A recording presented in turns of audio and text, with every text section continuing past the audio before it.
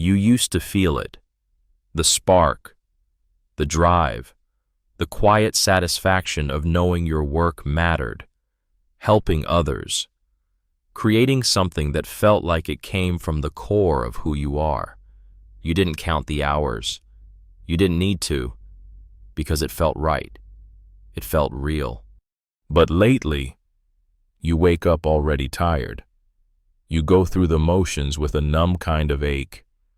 There are moments, brief, quiet ones, where you feel like you're unraveling. You want to cry but don't know why. You want to stop, but the guilt won't let you. Because deep down, you still care. You still want to be useful. And that's what makes it so confusing. You start blaming yourself. Maybe I'm just weak. Maybe I'm not cut out for this. Maybe I'm just lazy. But what if none of that is true? What if burnout doesn't happen because you're weak, but because you've been strong for too long? What if the very depth of your empathy, the sincerity in your heart, the effort you've poured into everything and everyone, is the reason why you're exhausted now? This isn't about brokenness.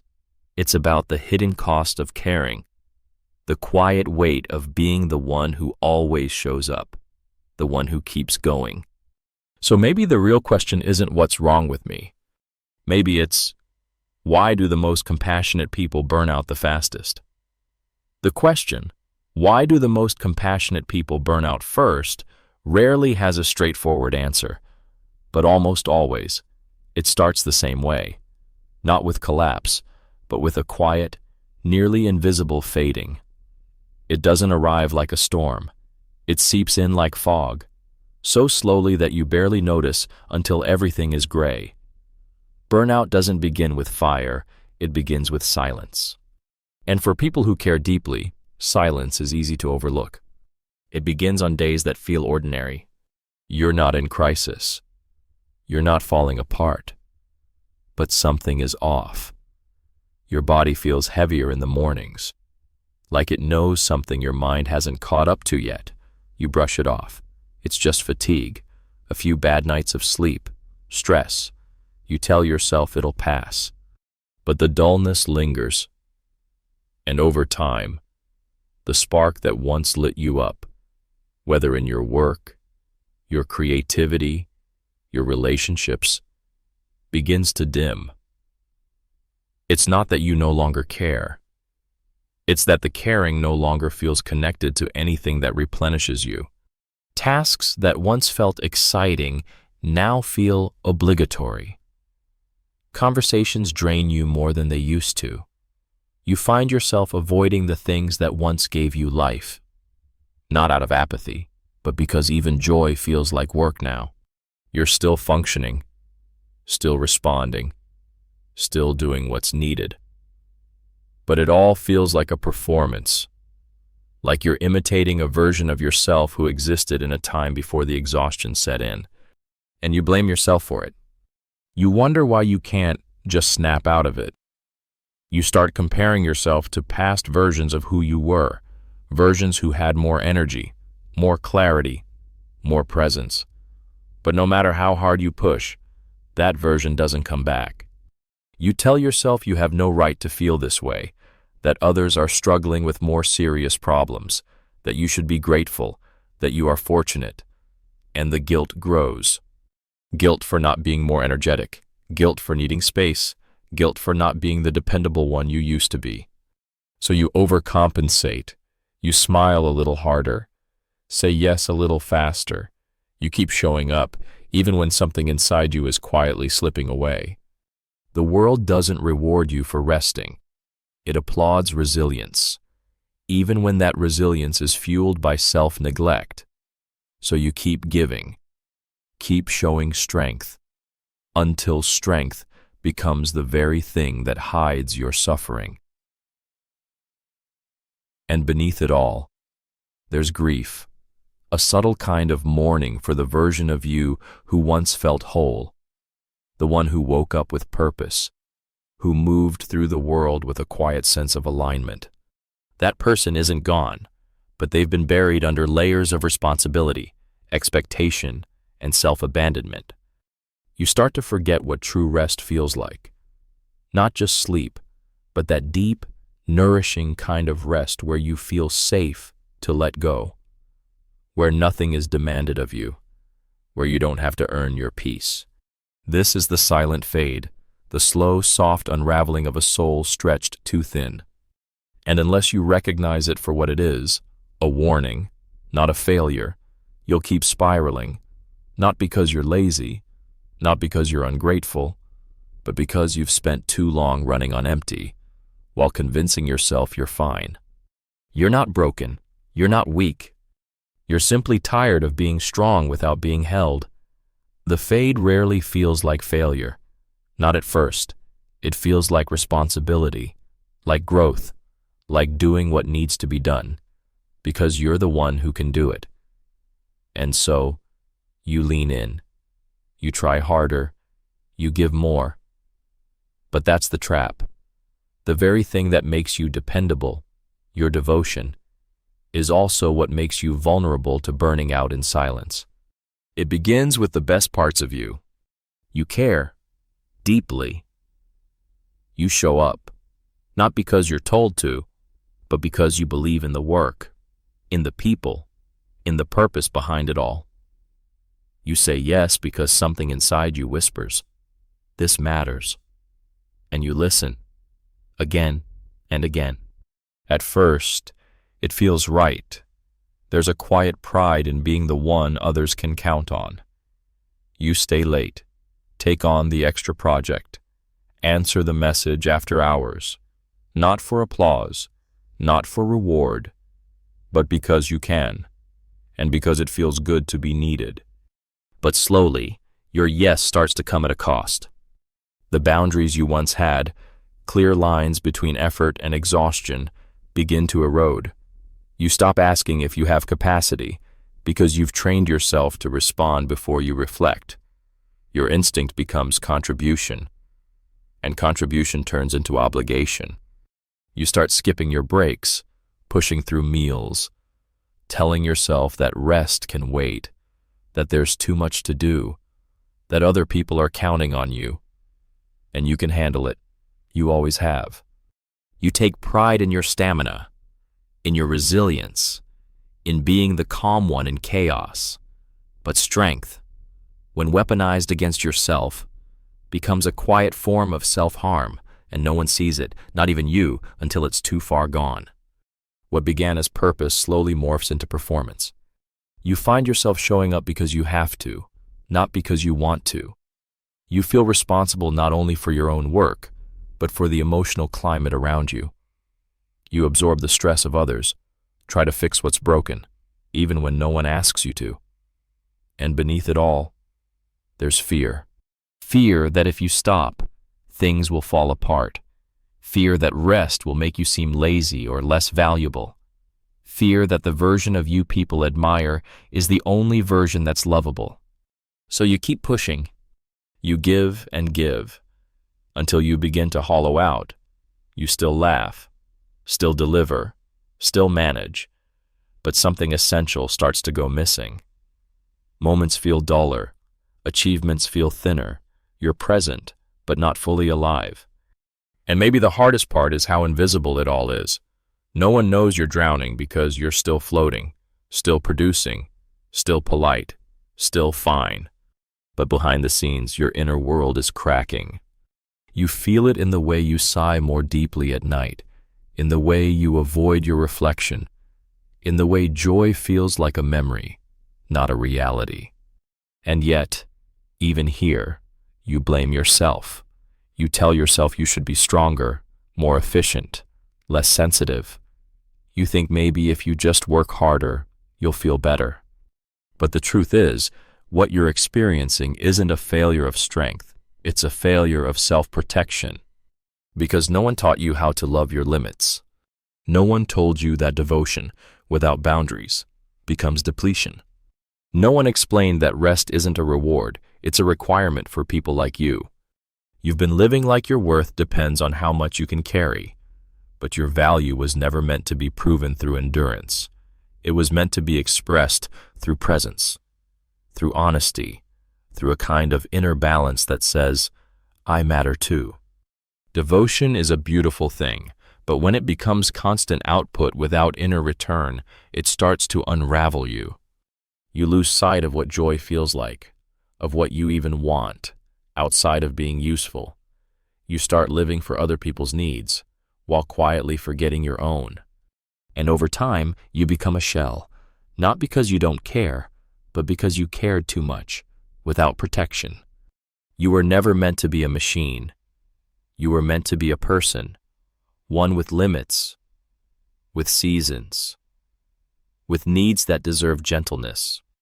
The burnout you feel isn't proof that you're failing. It's proof that your devotion has gone unmatched, that you've been giving away your energy like it's infinite, when really, it's sacred. Burnout rarely happens in isolation. It doesn't arise solely from personal failure, lack of discipline, or emotional fragility. More often, it's the echo of a much larger system, a culture that thrives on scarcity, speed, and self-erasure. And once you step into that culture, it becomes difficult to tell where your inner voice ends and where the noise of never enough begins. We live in a world that celebrates productivity with near religious reverence. Keep pushing is seen as a virtue. Rest is a luxury, not a birthright. And beneath every interaction, on social media, in the workplace, even in conversations with ourselves, there's an unspoken message pulsing quietly beneath the surface. You're not doing enough. It starts young. We're taught to measure our worth by output, by grades, achievements, likes, income, recognition. We learn to attach identity to performance. If you're praised when you're productive, you begin to equate being seen with being useful. And so, slowly but surely, your sense of self begins to drift from who you are to what you do. This cultural current is subtle but relentless. You scroll through your feed and see people launching businesses, writing books, running marathons, all while looking serene. You're not jealous, necessarily, but something inside you whispers, shouldn't you be doing more? Even in moments of rest, there's guilt. You can't relax because your mind is busy rehearsing to-do lists. Leisure begins to feel like avoidance. Doing nothing becomes uncomfortable, not because you don't need it, but because the culture has trained you to feel unworthy unless you're earning your stillness. Workplaces are often no better. High performers are praised not just for results, but for their willingness to overextend. Burnout becomes a badge. Staying late is normal. Being exhausted is expected. If you take time off, you might fall behind, or worse, be seen as less committed. And when you're surrounded by others doing the same, quietly struggling, silently pushing, it reinforces the idea that this is just what adulthood looks like. That weariness is the price of being responsible, that there's honor in self-sacrifice. But there's nothing noble about depletion. There's nothing admirable about forgetting who you are just to keep up with a world that never slows down. This cultural rhythm, the endless striving, leaves very little space for softness. There is no room to just be, without defending or justifying your existence. And so, you perform. You hustle.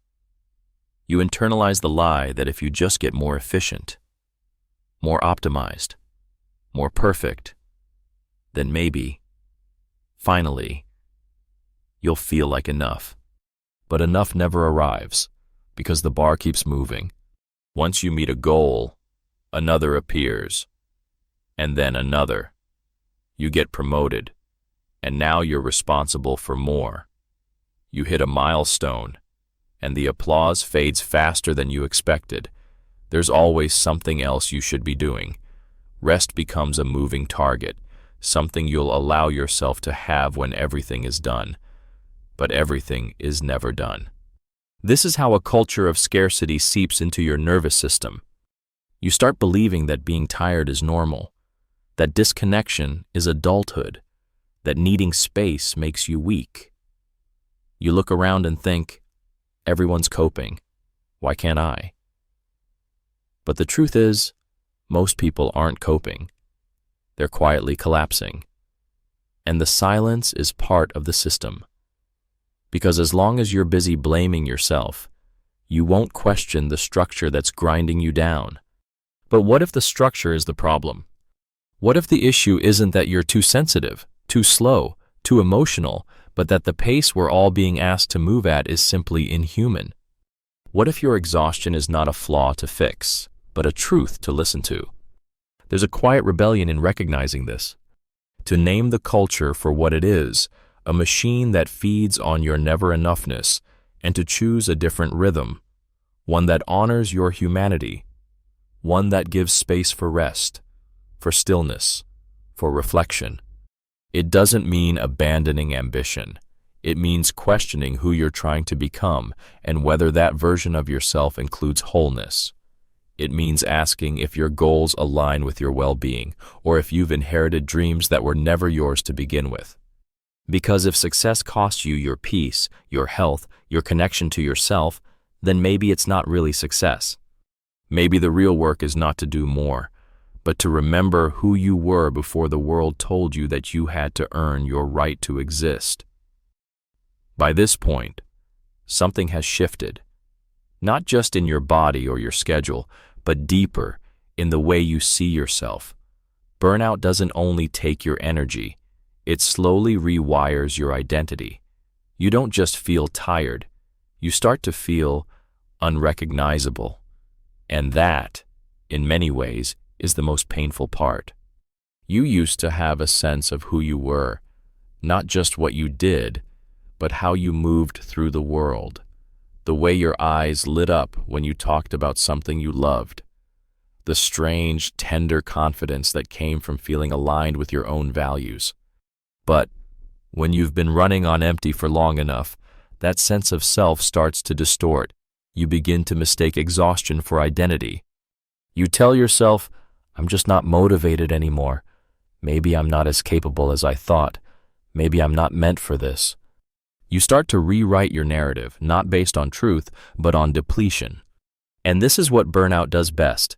It convinces you that the problem is you, that your fading joy means you're not passionate, that your need for rest means you're not committed, that your emotional fragility is proof that you're unfit.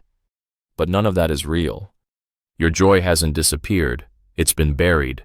Your motivation hasn't died, it's been overdrawn. Your identity hasn't crumbled, it's just been drowned out by too many demands and not enough care. When you become defined by doing, any pause feels like erasure. You don't know how to answer the question, who am I if I'm not producing, if I'm not fixing, if I'm not performing? And in a world that often rewards surface over substance, you begin to shape yourself around what others expect. You become who you're needed to be, at work, in relationships, online. Slowly, your true self slips into the background, not out of dishonesty, but out of habit, out of survival. And it's lonely. Because the more you perform, the more unseen you feel. People admire your output, your composure, your resilience, but they don't see the version of you curled up at night, questioning everything. They don't see the parts you've hidden to keep being the strong one. Eventually, the inner dissonance becomes unbearable. You look successful on paper, but internally, you're hollow. You've built a life around being useful, and now you don't know how to be at peace without proving something. Even joy becomes confusing. You second-guess it when it arrives. You wonder if you've earned it, if it's just a fluke, if it's selfish to feel light in a world that demands so much from you. This is what it means to have your identity exhausted. You're not just physically depleted, you're existentially untethered. You've spent so long becoming what the world applauds that you've forgotten what you actually need. But here's the quiet truth. Identity isn't supposed to be performance. It's not the sum of your achievements. It's not your productivity graph. It's not how well you hold everyone else together. Your identity is found in the soft spaces, in the things that bring you back to your breath, in the moments when no one is watching and you still feel alive. You don't need to disappear to be good. You don't need to earn your place in the world. The version of you that is slow, quiet, uncertain, that version is just as worthy. That version deserves to exist without explanation. And if you've lost sight of who you are, that's okay. You're not broken. You're just tired of being someone you had to become to survive. Recovery doesn't mean rushing to rebuild. Sometimes it simply means sitting in the stillness long enough to hear your own voice again. And that voice, it's still there. It might be quieter now, but it hasn't left you. When burnout empties you, the instinct is to fix it, to get back to who you were, to regain your old rhythm, your old energy, your old self. But healing doesn't ask for speed. It asks for softness. And the truth is, recovery doesn't look like bouncing back. It looks like coming home to a version of you that was waiting beneath all the noise. Healing, for people who've burned out, doesn't begin with motivation. It begins with permission. Permission to stop, to feel, to not have all the answers, to simply be without needing to earn that being. But this is where the resistance often rises, because rest feels foreign, stillness feels unproductive. There's guilt in every pause, like you're somehow abandoning the life you worked so hard to build. Even though you're exhausted, you second-guess your right to slow down. You fear what others will think. You fear what you'll think, because for so long, your value has been tied to how much you can give. To sit down now feels like failure. But healing asks for a different logic, one that doesn't measure your worth in output, one that sees rest not as a reward, but as a requirement, one that believes your soul needs tending to just as much as your to-do list. And so, the first steps back to yourself are not dramatic. They're quiet, gentle, almost imperceptible. It might mean turning off your phone for an evening, not because you're avoiding, but because your nervous system needs silence. It might mean saying no to something that sounds fun, because you know, deep down, it would cost you more energy than it gives. It might mean doing nothing at all, and letting that be enough. And slowly, the body begins to uncoil. The mind softens its grip. You begin to notice beauty again, not in grand achievements, but in small, sacred things. Light through the window, the way tea warms your hands, the sound of your own breath when you're not rushing. You realize healing isn't a straight path. There are relapses, days when you feel heavy again, days when guilt returns, days when you question whether you're moving forward at all. But that's part of it. Healing is not a clean arc, it's a spiral. You revisit the same wounds with new tenderness. You learn to offer yourself what you used to give others so freely: patience, compassion, space. And eventually something shifts. You begin to want things again, not because you should, but because they spark something genuine. You begin to dream, not to prove anything, but to feel alive. You start choosing based on what nourishes, not what impresses. You reclaim your sense of self, not as a role to perform, but as a person to honor. And the world might not change. The culture might still move too fast. The expectations might still feel endless. But you, inside of it, you become more rooted, more discerning, more whole. You stop rushing to catch up. You stop chasing the illusion of finally enough. Because you see now, you were never behind. You were just tired. And slowly, the narrative changes. From, I have to earn rest, to, I am worthy of peace. From, I can't slow down, to, I am allowed to protect my pace. From, what's wrong with me, to, what has the world asked me to carry that was never mine? This is what real healing looks like. Not glossy, not immediate, but grounded in truth. It's less about becoming someone new, and more about remembering who you've always been beneath the burnout. And maybe, just maybe, it's not about bouncing back at all. Maybe it's about learning how to live in a way where you don't have to bounce back ever again. If something in this spoke to you, if it gave shape to a feeling you've struggled to name, then let this space be one you come back to. You don't need to earn your rest. You don't have to be useful to deserve peace. And if you've been carrying too much for too long, maybe now is the time to put some of it down. Subscribe if this resonated. Turn on notifications, not to chase another piece of content, but to stay close to the kind of reminders that don't ask you to hustle, fix, or become someone new. Because healing isn't loud, it's quiet. And sometimes, all it takes is hearing, "You're not alone, not today, not ever."